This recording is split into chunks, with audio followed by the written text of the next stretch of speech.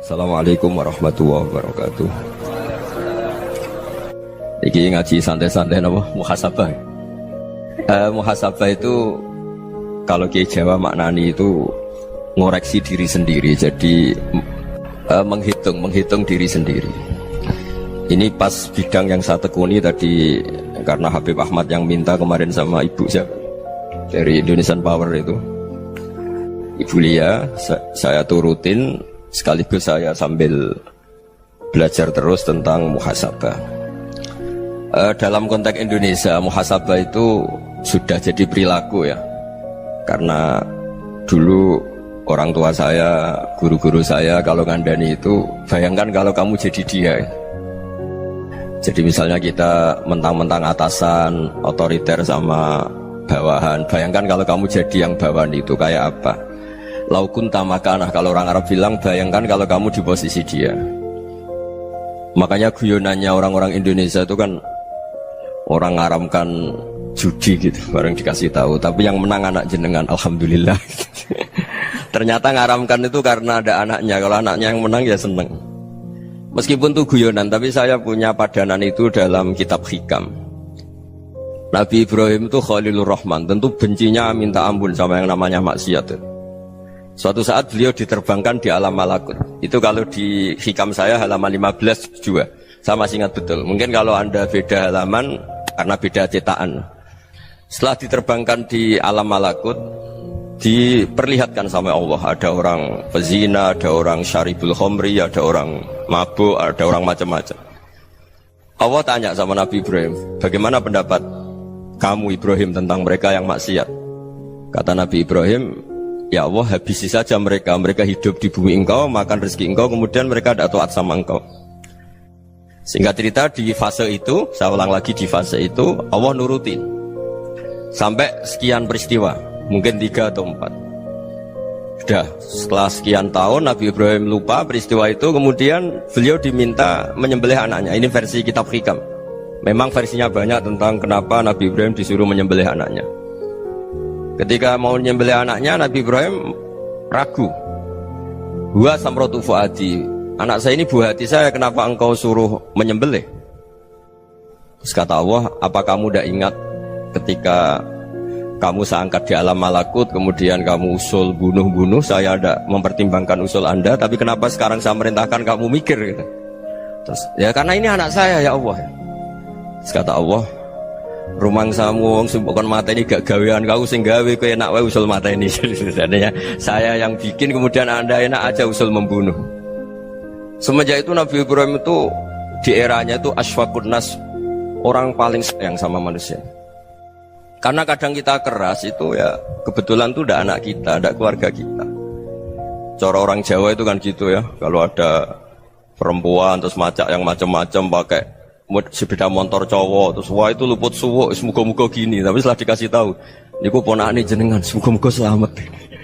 Jadi jangan-jangan kemarin ahlil ma'asi itu kebetulan tuh udah keluarga kita. Kalau keluarga kita yang pernah salah pada kita, semangat kita mintakan maaf. Jangan-jangan kita didikte hukum sosial gitu. Jadi orang yang salah kebetulan tuh orang yang menservis kita, atau keluarga kita, atau orang dekat kita. Jangan-jangan semangat kita mintakan ampun. Tapi kalau sama orang lain kebetulan musuh kita semangatnya minta itu kena azab. Nah ini yang nggak boleh dalam Islam. Islam mengajarkan niru Rasulullah SAW, Nabi itu rahmatal lil alamin. Bahkan kemarin saya ngaji virtual sama beberapa habaib. Ada Habib Ali Al-Jufri dari Mesir, ya, ada Habib Alwi dari Kuitang, ada Habib Nabil Al-Musawa. Dari sekian habaib itu saya masih ingat, diantaranya yang didawuhkan rahmatan lil alamin itu ketika Nabi adzahu qaumuh, disakiti oleh kaumnya, dan itu mereka masih kafir semua. Itu mereka dapat doanya Nabi, Allah mahdi qaumi fa innahum la ya'lamun. Kayak apa baiknya Nabi, orang yang menyakiti, yang melukai, tapi Nabi masih berdoa, Allah mahdi qaumi fa innahum la ya'lamun. Sayyidina Umar dapat doanya Nabi itu ya khina kana kafiran, ketika masih kafir didoakan, Allahumma aizzal Islam bi Umar. Itu ketika masih kafir. Itu pelajaran bagi kita bahwa yang sedang tidak cocok pun itu berdapat doa kita. Ya doa supaya kondisi kita baik, hari tambah baik. Karena agama ini Saya berkali-kali bilang limangka nayarjuwa hawal yawmal akhir. Agama ini diperuntukkan bagi yang selalu punya harapan pada Allah Subhanahu wa taala. Saya cerita muhasabah ini tentang hubungan kita dengan Allah. Di Indonesia itu banyak orang fasik, banyak orang nakal. Ya di mana-mana orang nakal itu ya mayoritas, wa aksaruhum fasikun. Tapi berkahnya harapan. Mungkin saya kira nakal sok benda, mungkin saya kira sholat sok ben sholat, mungkin sekarang belum sakhok, belum dermawan, suatu saat dermawan. Barokahnya itu kefasikan ini dianggap sementara. Sedang fasik, sedang tidak benar. Karena kiai-kiai kita, para guru-guru kita, para habaib utamanya itu mesti bilang semoga husnul khotimah. Nah barokahnya doa itu semoga husnul khotimah itu menjadikan satu pola sosial. Yang sedang fasik ini masih diharapkan jadi lebih baik, jadi lebih. Sehingga kita tidak ngambil sikap ekstrim yang ingin menghabisi atau ingin mengadili, tidak, karena selalu kita punya harapan. Dan agama ini limangka nerjuwa hawal yawmal akhir. Bayangkan itu kalau yang nakal itu anak kamu. Pasti kamu gak ingin kan langsung dapat azab, dapat apa. Padahal kita semua jadi tokoh ini abul kulli, bapak dari semuanya. Sehingga ketika Rasulullah SAW jalan-jalan kemudian melihat perempuan sedang menyalakan api. Kalau apinya mati ditiup, anaknya dijauhkan. Nanti kalau sudah jauh dari api, anaknya digendong lagi. Terus kata Rasulullah, matur ke semua sahabat, ara'aitum anna hadhihi tarihatan waladaha 'alan nar. Apa kamu berpendapat bahwa perempuan ini akan melemparkan anaknya ke neraka? Tidak ya Rasulullah. Tidak akan seorang ibu melemparkan anaknya ke api. Terus kata Rasulullah, Allahu arhamu min hadhihi biwaladiha. Allah lebih rahman, lebih rahim dibanding orang tua ini kepada anaknya.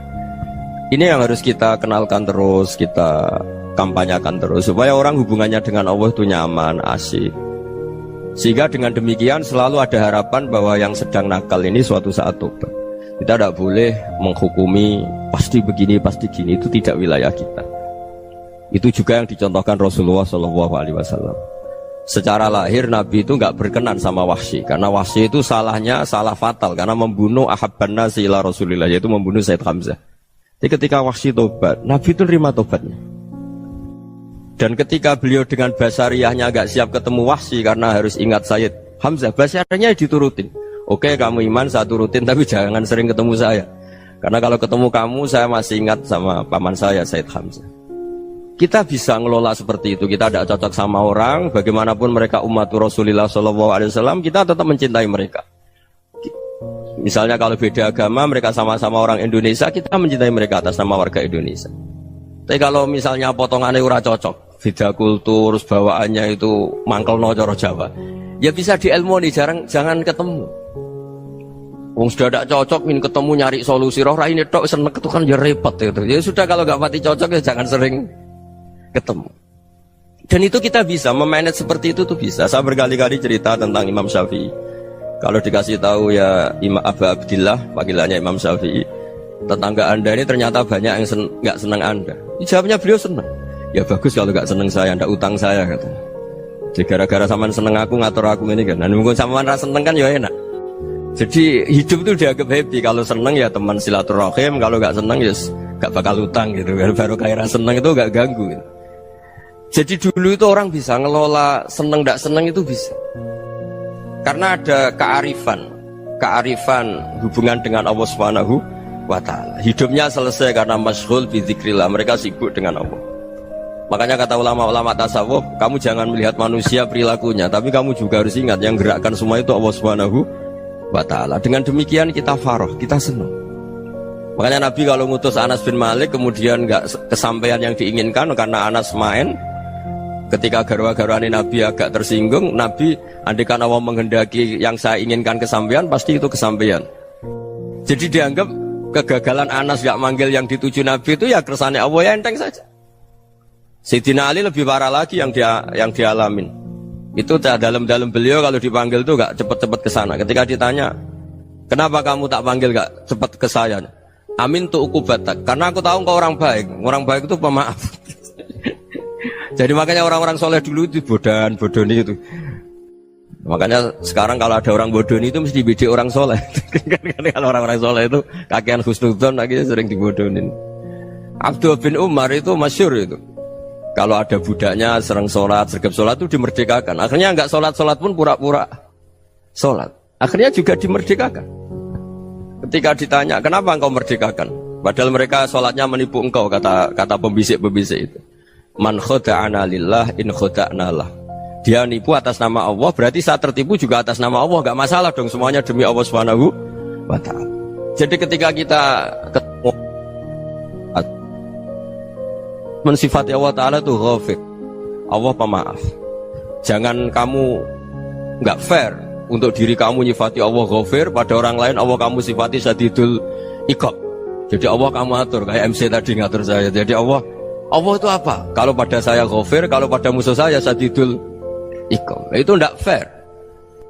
Kalau Anda punya harapan kepada Allah karena Allah Rahman Rahim, Allah ghafir, sebenarnya Allah pada musuh kita ya bisa saja Allah ghafir, bisa saja Allah Rahman Rahim. Sehingga kita melihat orang lain yang kita tidak cocok itu ya enteng saja. Itu min ummati Rasulillah sing tanaluhu syafa'atu, tanaluhu sa'atu rahmati, tanaluhu fair. Jangan dengan kita kayak mesti dapat rahmat. Jangan orang lain kayak Allah pasti syadidul iqab. Itu tidak boleh. Sehingga ketika ada orang Badui, singkat cerita orang Badui ini kencing di masjid, semua sahabat membentak dia. Yang enggak bentak hanya Nabi tok. Saking mangkalnya orang ini karena semua sahabat bentak kecuali Nabi. Setelah dibenarin Nabi, terus Nabi nyuruh Sobbu ali dhanuban min ma'in. Setelah disucikan masjid itu, dia berdoa keras sekali. Allahumma arhamni wa Muhammadan wa la tarham ma'ana ahadan. Ya Allah, yang berhak dapat rahmatmu hanya saya dan Nabi Muhammad, yang lainnya jangan gitu. Karena yang lainnya tuh jengkelin, gitu aja saya salah dimarah-marahin gitu. Jadi kalau kamu doa terbatas ya kayak orang Bedui ini, kayak orang Arabi. Apa kata Nabi? Laqad tahajjarta wasi'an. Allah yang rahmatnya luas menjadi kamu sempitkan. Karena kamu mau atur Allah hanya rahman pada Indonesian Power, pada NU, pada kita, yang orang lain gak perlu dapat. Itu kan kasihan Islam, karena Islam terus gak dimiliki semua orang. Allah gak dimiliki semua orang, Rasulullah gak dimiliki semua orang, karena dipek NU, dipek ormas tertentu, dipek, gak boleh seperti itu. Gak boleh takhajar tawasian, kata Nabi, gak boleh mempersempit zat yang rahmatnya itu luas. Ini semoga etika ini kita pakai di Indonesia. Yang sedang fase kita harapkan lebih baik. Yang sedang nggak dapat hidayah kita doakan dapat apa? Hidayah. Masyhur kan, makanya tadi saya mohon sama Habib Ali supaya Habib Ahmad supaya tetap mahalul qiyam, tabaruk sama Habib Ali. Di antara doa-doa di Simtud Duror masyhur itu antuqabilal mudhniba minnah fil ghufran wal musi'ah bil ihsan. Jadi harapannya para habaib, para orang-orang baik dulu ya, semoga yang dosa itu dimaafkan, yang sedang salah dibuka, bikin lebih baik. Nabi itu tugasnya juga gitu. Wastaghfir li dzambika walil mu'minina wal mu'minat. Nabi itu tugasnya juga memintakan ampun yang sedang salah. Nah ini cobalah jadi etika kita, muhasabah kita. Jadi muhasabah itu cara berpikir kita set, kita pikir ulang. Ternyata semangatnya seorang Nabi itu wastaghfir li dzambika walil mu'minun. Semangatnya itu memintakan ampun. Orang ahli tafsir tahu semua kalau Nabi itu tidak mungkin dosa. Jadi itu khitabun Nabi wa urida bihi ummatu, itu khitab Nabi, tapi yang dimaksud itu umatnya, karena Nabi tidak akan mengalami dzambun, tidak akan mengalami dosa. Sekarang enggak, kadang-kadang kita ini kalau orang lain salah itu semangat.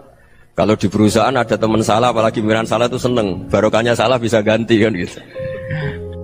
Ya, jadi kalau mungkin di dunia tokoh juga gitu, barokahnya ada tokoh salah, kita yang jadi populer sendiri, tidak boleh seperti itu. Kita harus salimus sodri di jami'il muslimin. Jadi ini harus dilatih. Saya tadi matur sama Habib Ahmad, latihan kita jadi hidup. Nabi itu kalau resep jadi wali itu kata Nabi gampang.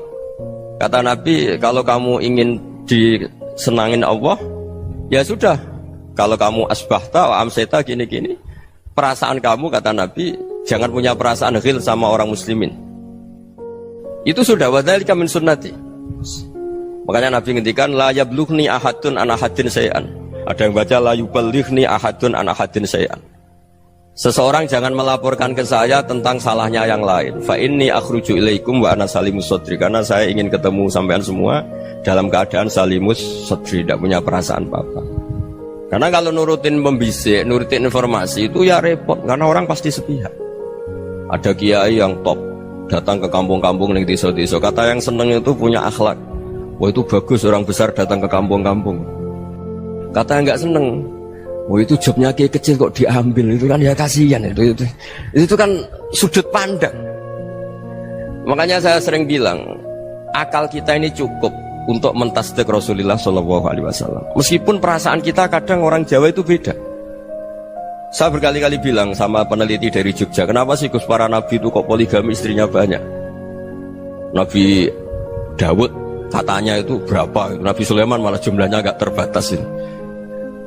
Nabi Muhammad itu paling sedikit. Saya tanya gini, perempuan itu orang lemah, jadi kalau nolong orang satu gimana baik, kalau nolong orang dua ya lebih baik, ya sudah kira-kira seperti itu. Paling tidak akal kita masih tahu kalau orang baik itu kan mesti baik, nolong orang satu baik, nolong orang dua ya lebih baik, nolong orang tiga lebih baik. Tapi kalau kamu orang nggak baik, satu saja kamu terlantarin, kamu miskinkan, kamu ya tinggal diukur kan. Kalau orang baik nambah baik, tapi kalau orang buruk tambah buruk. Nah itu akal. Akal kita bisa menganalisis kenapa sih nikah itu ada yang poligami, ada yang enggak. Sudah ukur saja diri kamu. Misalnya kayak saya elek keriting, rabi terus, mau perbanyak wong elek. Orang perilaku netok raine dadi elek kabeh. Gitu.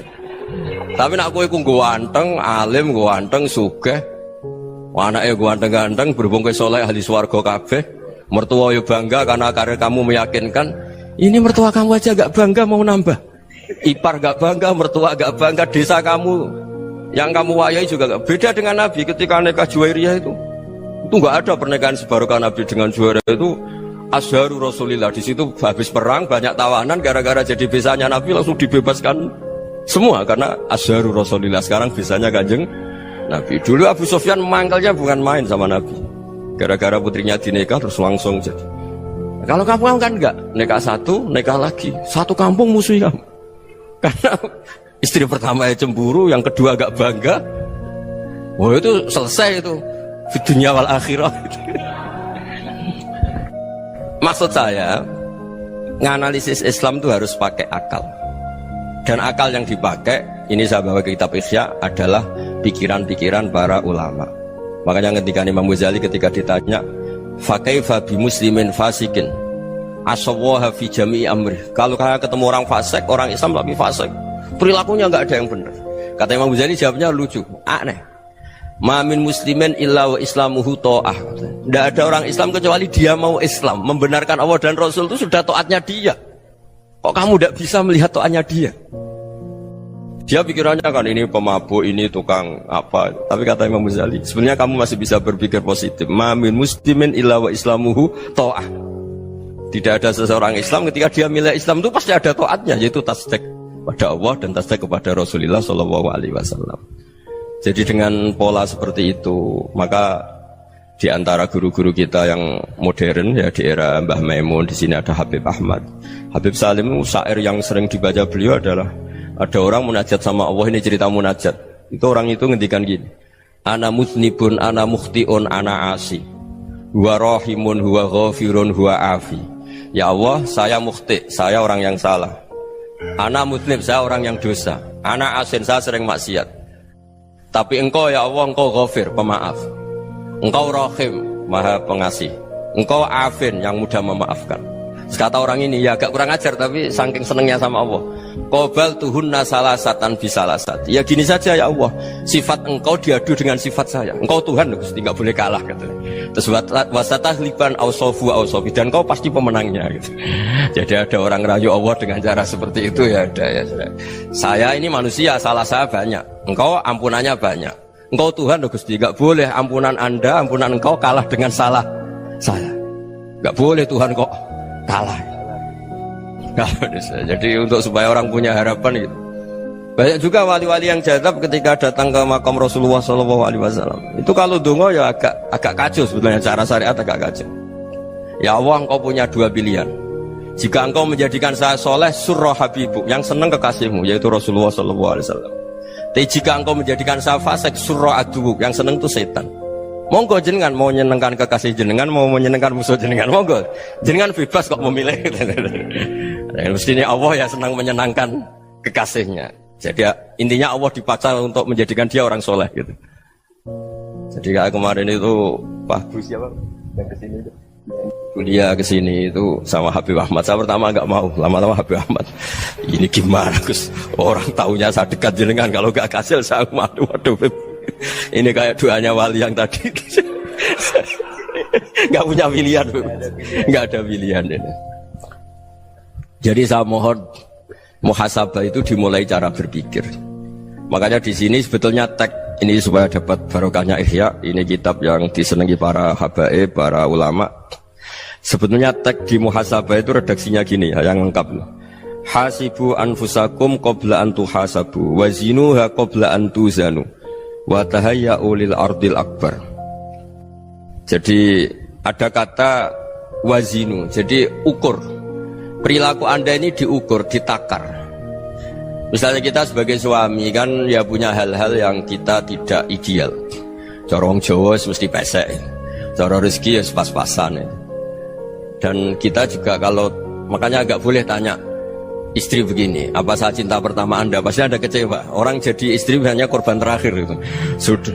Karena orang kalau ngelamar kemana-mana gak jadi, yang jadi istri itu pasti korban terakhir itu. Jarang istri pilihan pertama, jarang. Ayo semua yang nikah. Rata-rata itu pilihan Anda pertama Pak, dari sekian ditolak di mana-mana terus. Ya perempuan terakhir. Kamu juga korban terakhir. Itu wali-wali dulu kalau ngandani kita itu sederhana. Antal ini masyhur diceritakan Habib Zain bin Semit dalam kitab Al-Manhajus Sawi. Antalam tajid min nafsika kullama turid. Fa kaifa turidu min ghairika kullama turid. Kamu yang ingin ideal saja, kamu tidak menemukan pada diri kamu untuk menjadi ideal. Kamu kan ingin ganteng, ingin punya uang banyak, ingin perilaku Anda sempurna. Anda saja yang punya keinginan tidak bisa mewujudkan keinginan Anda sendiri. Fa kaifa turidu min ghairika ma turid. Jadi antalam tajid min nafsika kullama turid. Fa kaifa turidu min ghairika kullama turid. Kamu yang punya keinginan saja. Misalnya saya ingin punya uang banyak, perilaku saya selalu benar, gak pernah salah. Loh, saya yang ingin saja dengan diri saya gak bisa untuk benar terus. Kok kamu berharap orang lain selalu benar? Jadi antalam tajid ya sama. Kalau kamu menuntut istri kamu itu ramah, neriman, apa kamu neriman sama wajah istri Anda gitu? Engkau ya pola neng dindi jajaki sana jajaki sini, kamu sendiri tidak kona apa. Jadi itu nasihat yang luar biasa. Antalam tajid min nafsika kullama turid, fa kaifa turidu min ghairika kullama turid. Kamu mau menghormati semua orang? Tidak mau kan? Kemudian Anda berharap semua orang menghormati kamu. Kamu tidak ingin kan orang lain semua menghujat kamu. Sementara kamu enak aja menghujat orang lain. Makanya Rasulullah SAW luar biasa ketika bikin kaidah sosial. Apa la yu'minu ahadukum hatta yuhibba li akhihi ma yuhibbu li nafsihi. Jadi kalau ukuran iman itu sederhana. Kalau sesuatu itu baik, nyaman bagi Anda ya bayangkan itu pada teman Anda. Misalnya Anda bangun tidur sudah acak-acakan, gak punya uang, utang jatuh tempo, kan gak ingin ketemu orang. Ya kamu jangan bertamu ke jenis ini, karena kalau dengan kamu yang alami juga gak siap ketemu orang. Makanya ada Habib Alim itu dilapuri sama seseorang. Beb, dulu teman saya itu ketika saya kaya itu sering main ke saya. Setelah saya miskin, mereka tidak main ke saya. Kata Habib itu bagus, sunnah Allah begitu itu bagus.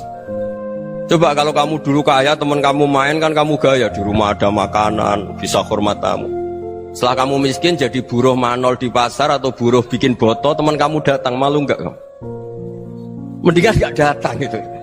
Akhirnya baru, oh ya alhamdulillah kalau gitu. Loh iya kan dulu teman kita datang, kita ada Alphard, istri cantik, rumah bagus lah, kita miskin, buruhnya orang pas dibentak-bentak, teman kamu udah datang. Milih datang kamu enggak kalau setelah kamu jatuh? Enggak kan? Jadi barokahnya ilmu itu terus. Ya, tapi kadang-kadang orang tuh, wah setelah saya miskin teman-teman enggak kasih ke sini. Ya kalau kamu sudah jatuh, teman-teman kamu di situ jadi tontonan. Ya mulai sekarang cara berpikir itu dirubah.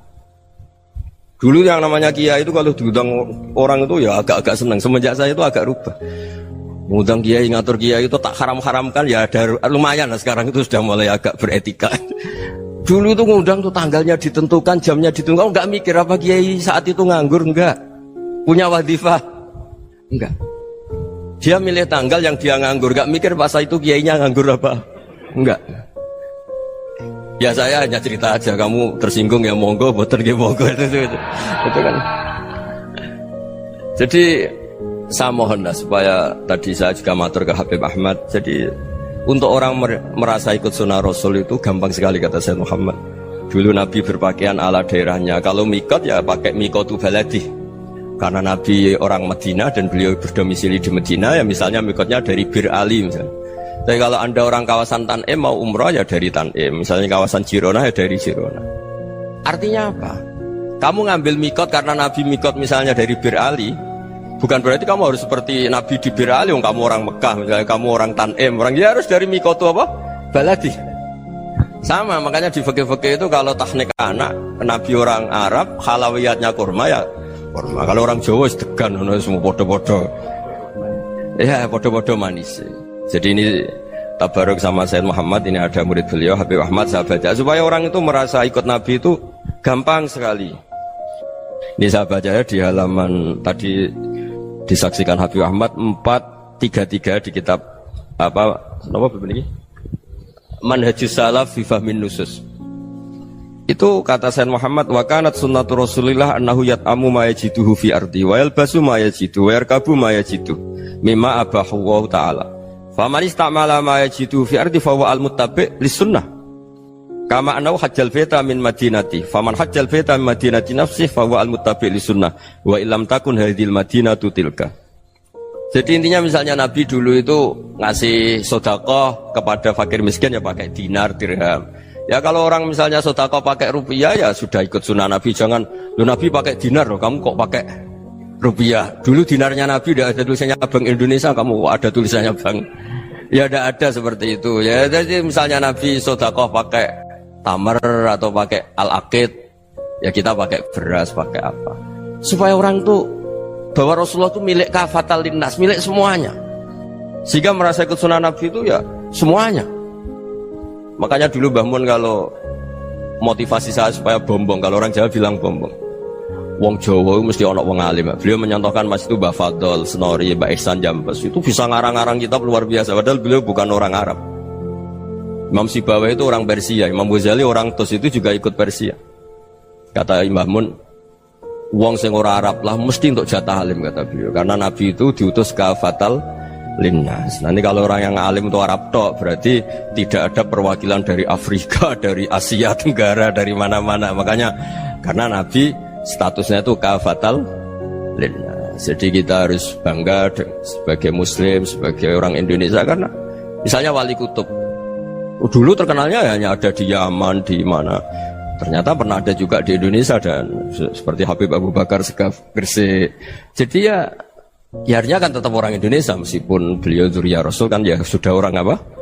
Orang Indonesia. Dzurriyyahnya Habib Ali Simtuduror sekarang di Solo. Jadi Indonesia juga dapat Alawin banyak, dari Sadatin Alawin juga banyak. Jadi saya mohon barokahnya ngaji seperti ini.